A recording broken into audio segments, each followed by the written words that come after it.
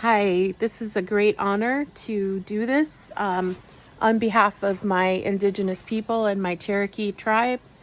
I have been working to end racism for 32 years as an Indigenous activist for Leonard Peltier and for Indigenous rights for 32 years.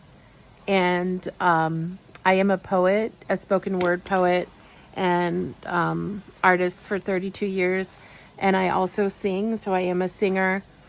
And I apologize for looking tired, but I've been studying real hard. And although this isn't as polished as I would like, I wanted to submit it before the deadline. And so I would like to do a more polished performance live, or I can do another video that's a little bit more polished if you would like. But anyway, this video is for Camosun College's Cultural Showcase. Thank you for having this and for giving diversity of voice and also guarding against racism and speaking out against it. I've spent my whole life being an Indigenous activist for my people and for all people, really, for civil rights for all people. So I am going to be singing a sacred chant from the American Indian movement. When Indigenous people do peaceful actions, we sing this chant, and it is a chant known as the American Indian Movement chant. And then I will be singing a song by Jim Boyd called A Million Miles Away, and then I will be reading some of my poetry. So let me do my chant first. And I walked across the country for First Nations rights, Indigenous rights, when I was only 19 years old. And I learned this from the Lakota people. My people are Cherokee, but the Lakota people taught me a lot about being a warrior. And so this song is for all of us warriors who have been fighting to be seen and heard.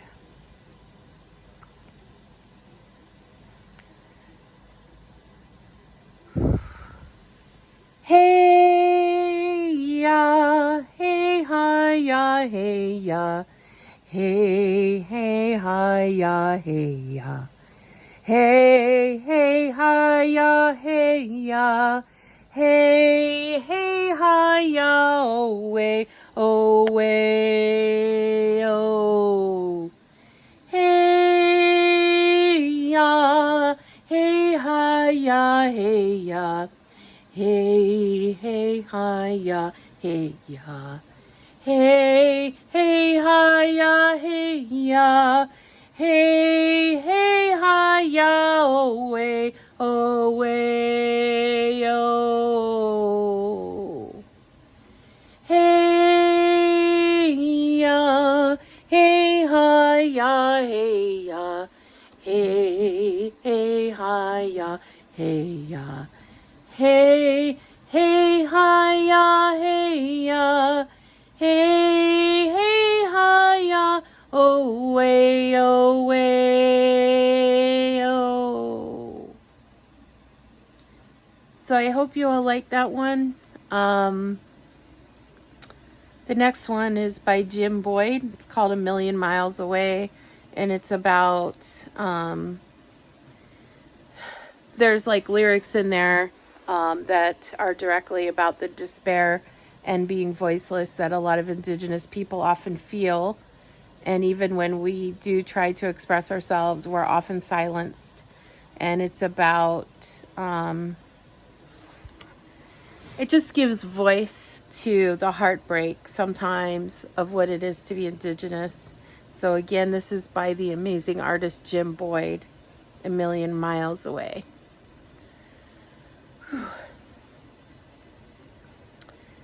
When I see your face in the firelight, I wonder how the fire started.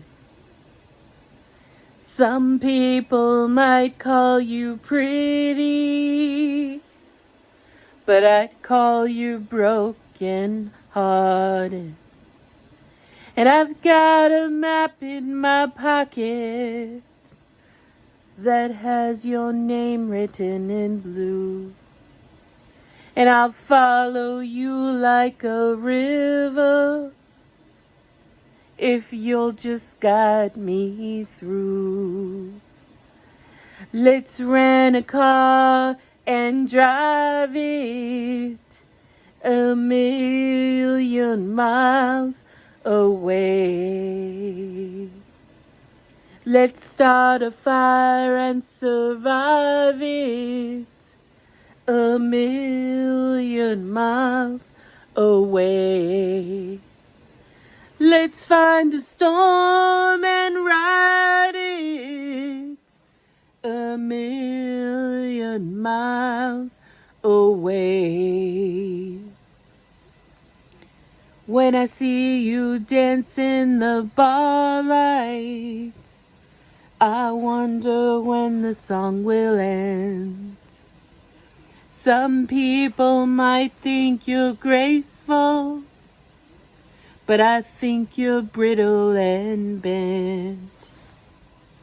And I've got a map in my pocket where every town is named for you.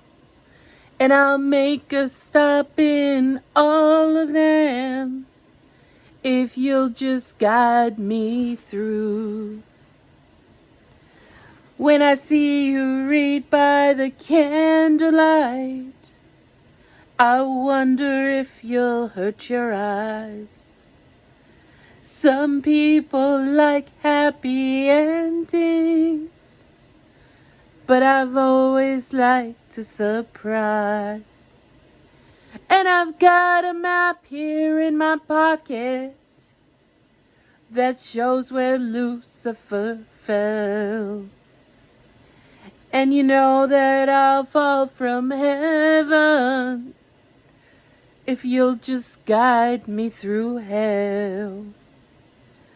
Let's rent a car and drive it 1,000,000 miles away.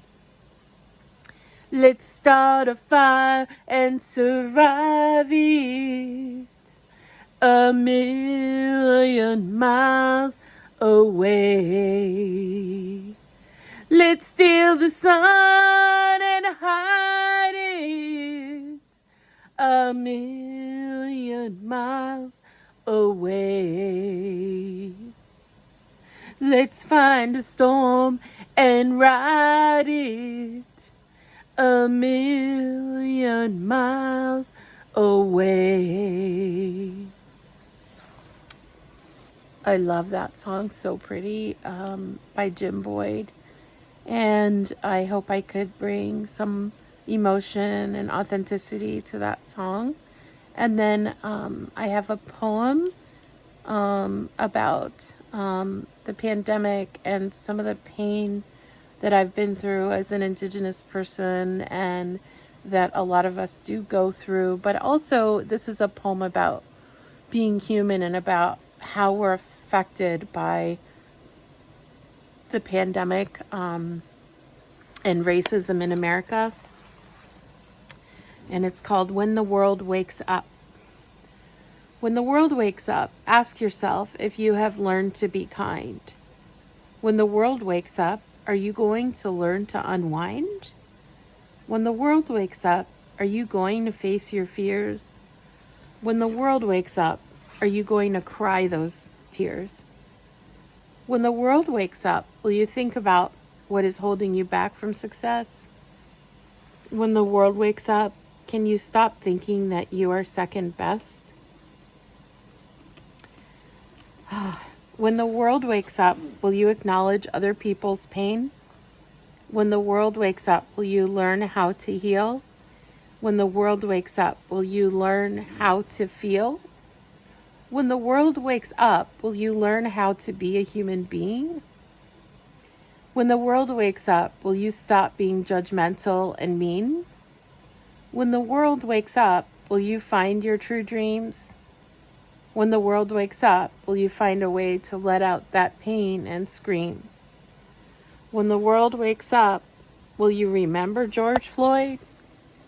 When the world wakes up, will you stop feeding your voids? When the world wakes up, will you remember First Nations activists like me?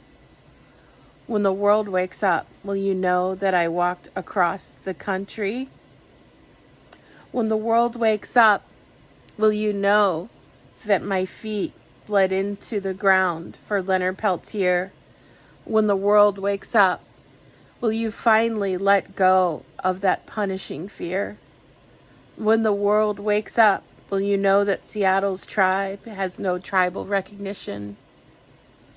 When the world wakes up, will you know that you must rely on your spiritual intuition? When the world wakes up, will you burn some sage? When the world wakes up, will you live truth to power and show your peaceful rage? And that is by me, Rebecca Lasala. When the world wakes up. And I also have another poem called Until Leonard Peltier is Free. And this is again copyright by Rebecca Lasala. That's me. Until Leonard Peltier is free, until this government pays for the second Battle of Wounded Knee in 1973 and pays them back the trillions we took from Pine Ridge and promised them, and for raping the land and murdering the women and children, where we paid drunk Indians to kill their own people in the 1970s with the second Battle of Wounded Knee. Until Leonard Peltier is free, until the Duwamish River runs unpolluted and free, until so many people are working but still living in poverty, until the 1% decides to agree on higher taxes and are not padding their wallets, until people are living spiritually and not for their devices, until people can understand the dream of Black Elk, the legacy, we are not really free. This country is in chains, in prison. We are locked down, and this is what remains. Of course, I am Cherokee from the Trail of Tears, but also adopted Lakota by Hazel Littlehawk in Red Blanket. This is who I am. Many try to condemn my powerful words. They silence me, and therefore they turn their back on themselves. Where I was reborn in the land of Crazy Horse, I walked across the country in 1992 for Leonard Peltier so that I could stop living in fear. I grew up in an abusive family, and I did not know how to be me. I did not know how to have a voice, but now I use it because I have a choice. On my walk, we were called Walk Across America for Mother Earth. I go to powwows and I dance the intertribal dances and I beat the drum. I do it for myself and my heart. I just found out that this country cannot act its part. The racism and fascism has got to stop. Of course, I have been doing the same thing for 32 years. Of course, I know how to redirect my fears. So the voice will get louder and bring out those bullhorns, because this old hippie activist ain't going down without a peaceful storm and a fight until I ride into that night. Of course, inside of me, I am Geronimo, Red Cloud, and Black Elk and Crazy Horse, Red Blanket and all the same. I know all about you and your pain. Of course, I am Swinomish, Tulalip, Snoqualmie, Yakima, and Cree, and I'm Apache, Menominee, Kickapoo, and Cherokee, Duwamish and Arapaho and Snohomish and Navajo, and the list goes on. And of course, you see, these words are like music to me, for I know that the Indian wars are not over. And this fight, in Creator and Great Spirit, I am transformed. I am a light being watching other beings dancing, vibrant and full of light. Mother Earth drumbeat, lifeblood, boom, boom, boom. Tears, Mother Earth, I feel your spirit, boom, boom, boom. Drumbeat, heartbeat. Indigenous America, I am you and you are me, whether you realize that or not. Of thee I sing, to American native country, drum country, pipe country, crazy horse country, Chief Seattle country. Can you hear the drum? In this dance lies my soul, lies Mother Earth's heartbeat, lies our heartbeat, whether we know it or not. It is of this, of where I come, where my spiritual life lies, as sure as the drum stars, and as sure as the drum beats is where my heart begins and ends. It is Mother Earth's drum. I see the feathers and the jingles and the colors flying. It is my life's poem. In wonderment and the animal spirits, I am elk, deer, hawk, and light, eagle, and night. And I am cougar and bear through this fight. The fight for what is real and what is true. And together we can heal and grow. And that was pretty emotional. And I have some other poems, but I didn't know how long this could be. And I just wanted to say thank you. I have one more poem that I would like to read, or maybe two more smaller ones that I would like to read from when I was 19 years old. And when I was walking across the country.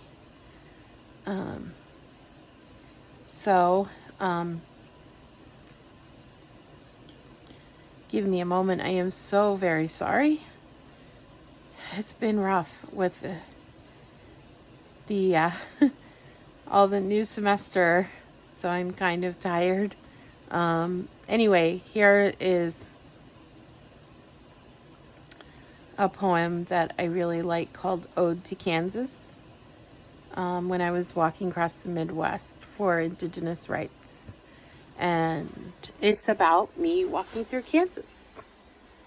Those plain, vast, and green plains of nothingness, encompassing love and deep love in its grassy stalks, of narrow, red, and hardy passion. It is I who sings you in my dreams, and sees the broken down remnants of America as symbols of my own beaten down regrets. I messed up on that one, so I apologize, and I would like a chance to go back. I am so sorry. Let me go back and read that one again. Ode to Kansas. Sorry, everybody. Thank you for letting me start over. Ode to Kansas. Those plain, vast, and green plains of nothingness, encompassing love in its grassy stalks, of narrow, red, and hardy passion. It is I who sings you in my dreams, and I see the broken down remnants of America as symbols of my own beaten down regrets. You stretch yourself out before me like a blanket that never ends, the indigenous blanket that encompasses Kansas, South Dakota, Nebraska, and all of your relatives of the plains. You beckon and become yoga in my heart as you stretch it to its ultimate emotional elasticity. The ancestors, they call to me the iron in my blood, the protein in my liver. I could live on your beauty without anything but what you provide. Your narrowing population doesn't scare me. It is your small hushes of night, your one-stop towns of Coors beer bars and market pit stops on the corner, where I could sit and squat unseen by all of the crickets or all but the crickets, to eat an entire jar of dill pickles. The city clamors to find a root and a foothold in identity in artificial things like cappuccinos and portable handheld computers. The ever-present noise of metal things drown out what I can only hear when I am awake. The Kansas winds brushing my face like a soft reminder of appreciation for my faithfulness to Mother Earth. Give me those straying herds of wheat rather than the lost souls on city buses that just break my heart. Give me wanderers who drink creek water and give city visitors shirts off their backs. Give me fertile soil that lives in spite of death, that grows quartz crystals and offers them up in the rough burgundy clay mountain shining. Give me the moment that I filled my plastic bread bags with your red soil and cried when I felt the red earth in my hands. The red earth that contains stories of the natives and the farmers that love this land so much they died with full hearts, robust with the life they toiled their hearts away on. The stories of those who became the land and lived on the land until their hands grew canvassed and layered with old blistering hanging skin, until their reflection in the mirror burned loudly with the knowledge of knowing their strong place in the world. Ah, yes, but then I am not discouraged, because I know that Starbucks doesn't really fit into the Midwest, and that these superficialities cannot take away your history or rape you in any way. Those 90s Generation X superficialities just don't belong here. But you take these things in like a friendly visitor who's waiting for the out-of-towners to leave. You don't impose yourself. There really is no need. You're the prairie. And though they steal the milk from your cows from places like Starbucks to make frappuccinos and lattes topped with froth, they just only remind me of what you are not. You contain the medicines necessary to heal, to sustain my own breath. I saw your elk being born, and in that I saw myself also reborn as well. Thank you, and I hope you enjoyed this, and I love you guys. Thank you.